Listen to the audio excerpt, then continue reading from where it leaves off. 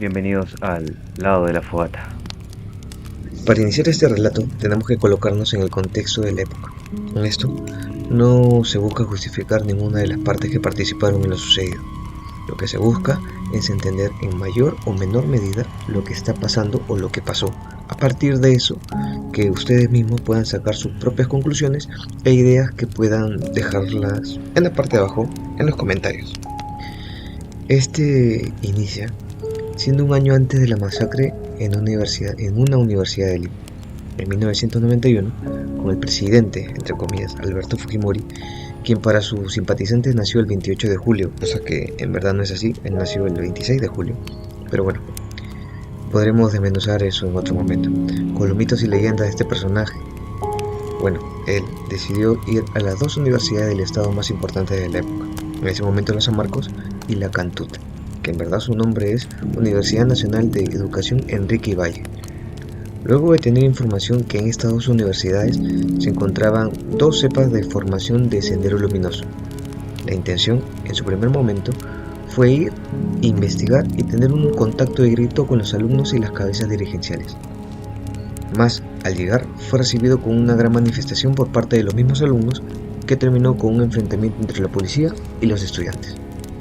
Esto causó que el día siguiente un fuerte grupo armado de soldados fueran y tomaran el control de la universidad, creando dos bases desde donde se intentó controlar el registro de todos los alumnos.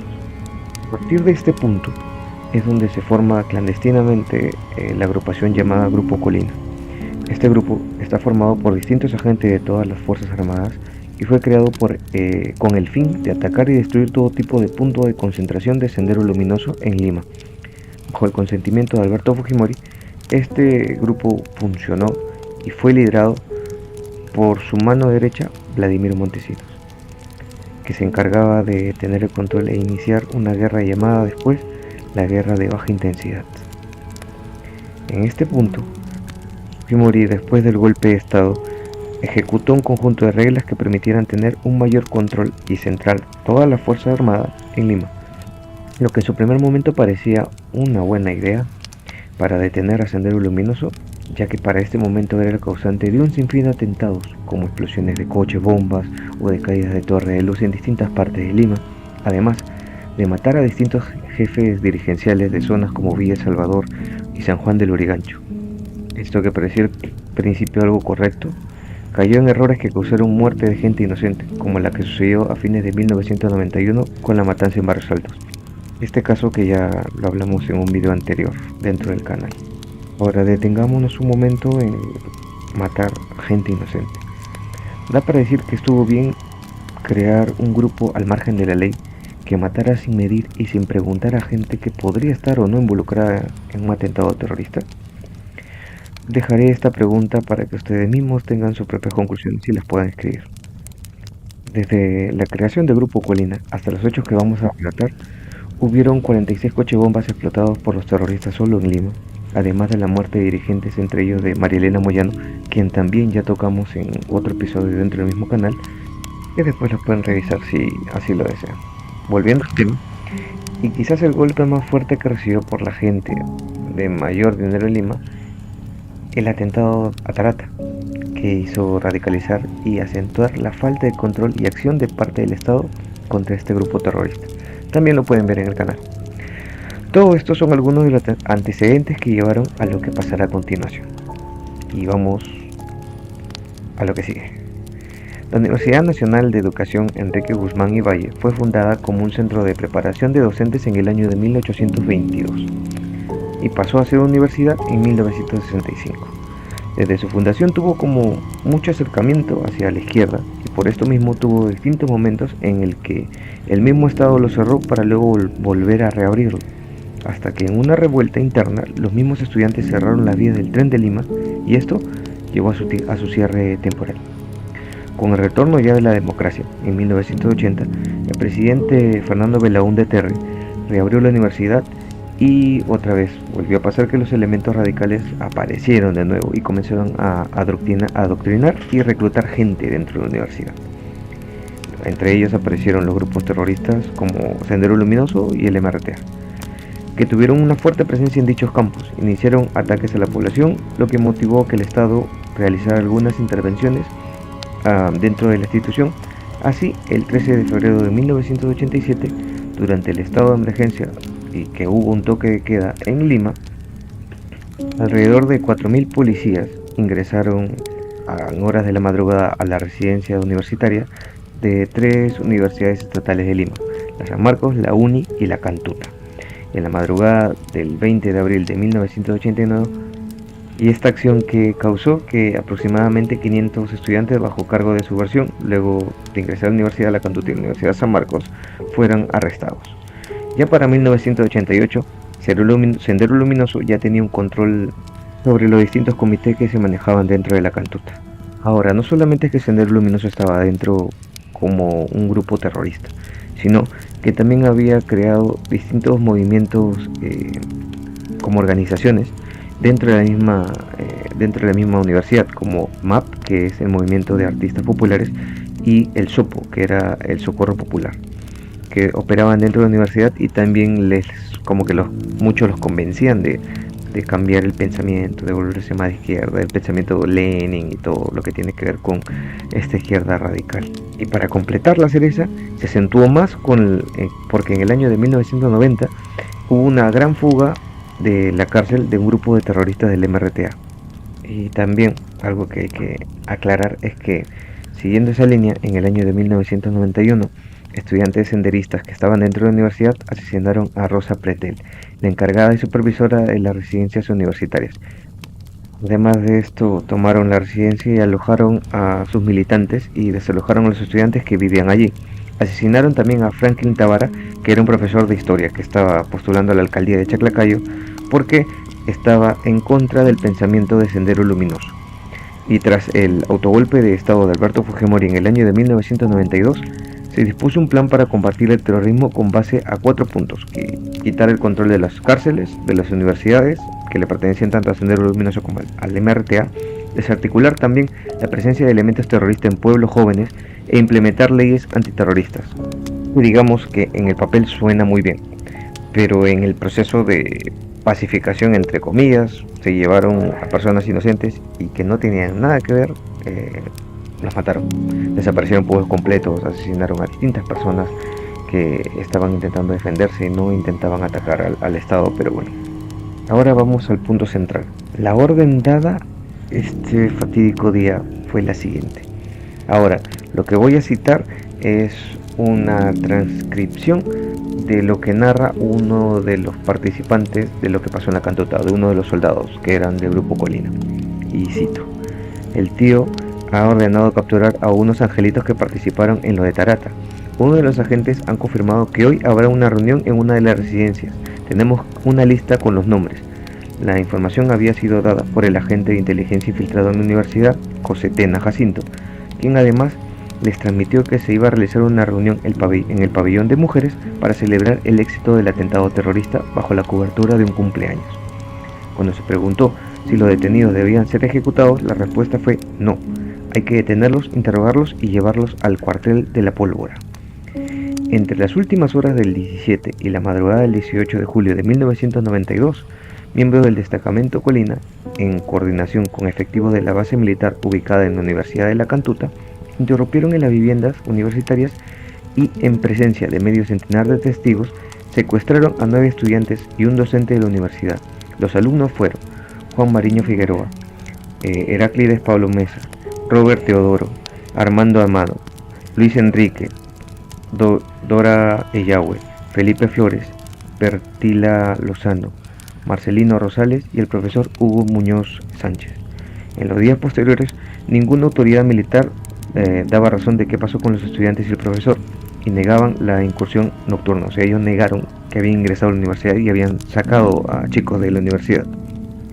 Los familiares presentaron numerosas acciones de habeas corpus, a las que, a pesar de sus numerosos testimonios de estudiantes que vieron y narraron detalladamente el secuestro de las víctimas, siempre concluyeron de que no era cierto y que no eran responsables. Al ver la negativa tanto de parte de las autoridades políticas, judiciales y militares, motivó a que la prensa escrita cubriera las investigaciones sobre el destino de los desaparecidos de la Cantuta. En los primeros días del mes de diciembre de 1992, la revista Sí publicó un artículo donde sostenía que por fuentes anónimas tenía conocimiento de que los responsables de los casos Barrios Altos y La Cantuta eran miembros del Servicio de Inteligencia Nacional.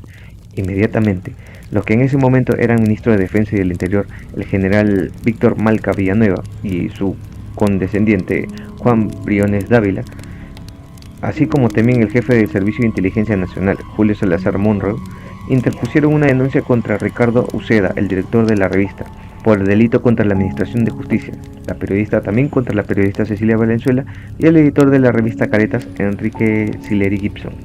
También hicieron públicas sus sospechas acerca de una intervención paramilitar en el caso. Ambos sufrieron amenazas anónimas de muerte por teléfono. Lo que se narrará a continuación es solo el final de la vida de estos alumnos, entre comillas, terroristas, contada por un agente del Grupo Colina. Y cito: Martín Rivas ordenó bajar la velocidad y seguir a su vehículo. En el trayecto, Martín Rivas dejaba estacionado su auto, bajaba y luego de unos minutos proseguía la marcha. Tanto para Sosa como para Pichilingüe, Martín Rivas estaba buscando un lugar para enterrar los cuerpos tras realizar las ejecuciones. Ante esto, Sosa comunicó a Martín Rivas que conocía un lugar y lo guió hacia un lugar donde existía un campo de tiro. Los detenidos fueron bajados de los vehículos y se les hizo formar una columna. 2 agentes se quedaron en la carretera haciendo guardia mientras que otros 2 se dirigieron a las alturas. Mientras un grupo buscaba un lugar propicio para los entierros, los detenidos eran vigilados por otros. El profesor Muñoz fue separado de los otros. Uno de los detenidos les dijo: "No nos asustan". Muñoz dijo: "Muchachos, no teman, mañana estaremos fuera". Uno de los agentes del Grupo Colina respondió: "Cállate, carajo. ¿Tú crees que somos policías, huevón?". Ante las preguntas que le realizaban los de Colina, uno de los detenidos dijo, según manifiesta Sosa: "Oye, cállate, no digas nada a este cachaco, concha a su madre, porque al final sabemos que mañana salimos. Viva el partido, carajo. No se olviden que el partido tiene 1000 ojos y 1000 oídos". Según Sosa, aquellas palabras enervaron a los demás miembros de Colina, que por ese momento estaban indecisos. Momentos después fueron ejecutados los detenidos. Posteriormente los cuerpos fueron enterrados y Sosa se encargó de guardar los documentos de ellos. Sigo citando: al día siguiente, en una reunión en Compranza, lugar de operaciones del Grupo Colina, Martín Rivas comunicó su preocupación sobre los entierros, a los que Sosa propuso enviar a 2 agentes de inteligencia a verificar el lugar. Tras retornar, uno de ellos les comunicó que, cito por segunda vez: "Se nota todo, hay un brazo y una mano que sobresalen, se puede ver la ropa de otro de los cuerpos". Sosa llamó a Martín Rivas y tras evaluar la situación, concordaron en desenterrarlos y sepultarlos en diversas fosas. Luego, Martín Rivas comunicó a Rivero Lazo sobre las muertes, entregándoles 6 identificaciones, lo que desconcertó a Sosa, ya que en total tenían que ser 10 identificaciones. Ya para entonces, el diario La República reportaba la detención de 9 estudiantes y un profesor, luego de que rumores empezaran a circular sobre la participación de un funcionario de la universidad en el operativo. Mejía desapareció y comenzaron a hacer los mismos integrantes del Grupo Colina llamadas a distintas entes del Estado para poder intervenir en las investigaciones que se iban a comenzar a realizar. Y ya incluso entre ellos hubieron pequeñas fracciones, ya que por ejemplo Rivero fue quien se encargaba le encomendaron que se cargara el asunto, pero a su criterio de él, su gente, el Grupo Colina, era el encargado y responsable de los actos que habían pasado. Esto molestó a las mismas cabezas líderes de la policía y del ejército y le recriminaron su falta de colaboración. Y llegó a este punto y seguro quizás alguien se preguntará y me dirá: "Sombra, ¿cómo se tiene esta información? Fácil serás terruco rojo y todo estás inventando, ya que seguro también lo eres y etc, etc. Está de moda hacer eso". Bueno, voy a dar la explicación de cómo se tiene esta información, que cualquiera la puede tener porque está a la mano. En 1993, un grupo de oficiales militares peruanos liberaron anónimamente un documento detallado del evento del Grupo Colina. Liberaron lo que pasó en la matanza de La Cantuta. Sus documentos señalaban que el Grupo Colina había secuestrado, torturado y asesinado a las víctimas enterrándolas en fosas comunes. Posteriormente, tal como señaló durante una investigación iniciada por el Congreso, miembros del Grupo Colina exhumaron, incineraron y volvieron a enterrar los cuerpos en otra ubicación. Los informantes, entre comillas, militares, Nombraron a los miembros del Grupo Colina que participaron en la masacre, identificaron al jefe de las operaciones como Santiago Martín Rivas y señalaron que el grupo operaba bajo las órdenes directas de Vladimiro Montesinos, a la cabeza del servicio de inteligencia llamado SINC y asesor del presidente Alberto Fujimori, quien también tenía conocimiento de los acontecimientos realizados. El 6 de mayo, el general de división Rodolfo Robles Espinosa, tercer oficial de mayor rango del ejército, denunció públicamente varias violaciones a los derechos humanos cometidas por el SINC y las Fuerzas Armadas, incluyendo la matanza de la Cantuta. Posteriormente, fue dado de baja del ejército y fue víctima de amenazas de muerte. Finalmente huyó del país, logrando un asilo político en Argentina. Hasta ahí espero que me sigan el hilo. Toda esta información está a la mano en documentos de la Organización de la Verdad y la Reconciliación, que es un grupo del Estado, fue formado por el Estado, que se encargó de hacer las investigaciones y dar a conocer aquellas voces que fueron apagadas por este enfrentamiento armado. No solamente tenemos lo de la Cantuta, también tenemos lo de Barros Altos, también tenemos las masacres y matanzas en la selva y en la sierra, en Ayacucho. Hay un montón de información que pueden sacar de ahí. En este panorama que era muy difícil realizar las investigaciones por la desaparición de los estudiantes y el profesor, el 8 de julio de 1993, la revista Sí dio a conocer un reporte inédito sobre los hechos, revelando que los restos de algunos de los estudiantes habrían sido enterrados en la quebrada de Chavilca, distrito de Cieneguilla, al este de Lima. Ese día, Ricardo Uceda, director de la revista, solicitó a la Fiscalía Provisional Penal de Lima, a cargo de las investigaciones, quien estaba a cargo era el Víctor Cubas Villanueva, que practique una diligencia de verificación, puesto que para este momento ya tenía a la prensa nacional e internacional encima de la policía. Al hacer la investigación que se encontró en el lugar, el fiscal llegó a la Cieneguilla y encontró restos óseos y tejidos, calcinados y seccionados de origen humano, así como efectos personales, entre ellos 2 llaveros. Inmediatamente, representantes del gobierno mostraron su preocupación frente a los hallazgos en Cieneguilla. Frente a esto, la congresista del oficialismo, Marta Chávez, amenazó a los periodistas de la revista Sí, aduciendo que habían incurrido en delito contra la Administración de Justicia.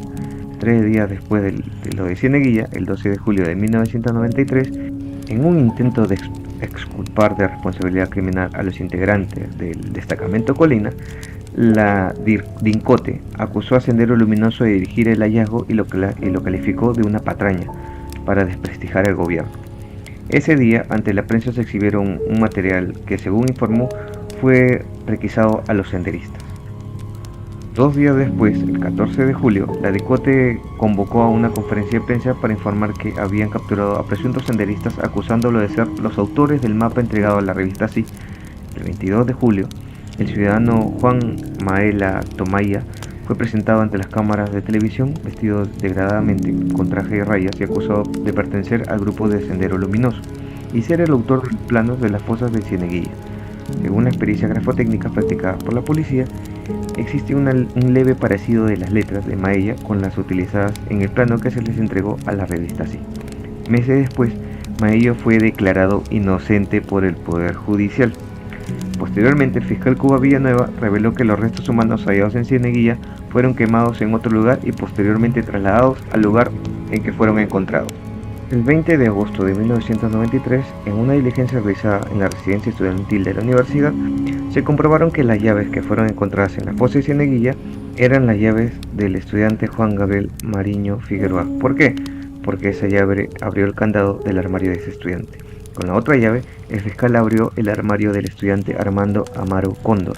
Otra de las llaves permitió abrir la puerta del local del Centro Federativo de Electromecánica, del que José Mariños había sido dirigente estudiantil.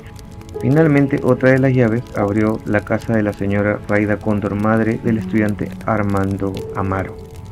El 2 de noviembre de 1993, en un nuevo reportaje, la revista Sí proporcionó mayores elementos sobre el lugar de entierro de los estudiantes y del profesor al informar que, por fuentes anónimas, habían tomado conocimiento que la madrugada del 18 de julio 10 cadáveres fueron enterrados inicialmente en una hondonada ubicada en el kilómetro 1.5 de la autopista Ramiro Piali, y que la Policía Nacional utiliza como campo de tiro y que posteriormente los cuerpos fueron exhumados para ser trasladados a Cieneguilla, donde se habrían realizado un entierro secundario.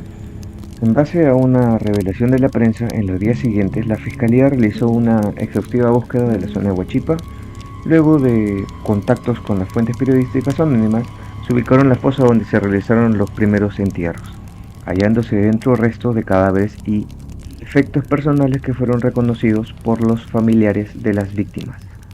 En junio de 1993, justo Erizapana Vicente, un reciclador que se encontraba por la zona durante la masacre, y su amigo Guillermo Catacora entregaron sus planos al congresista Roger Cáceres Velázquez y el periodista de Radio Comas Juan Jara Pierrovsky.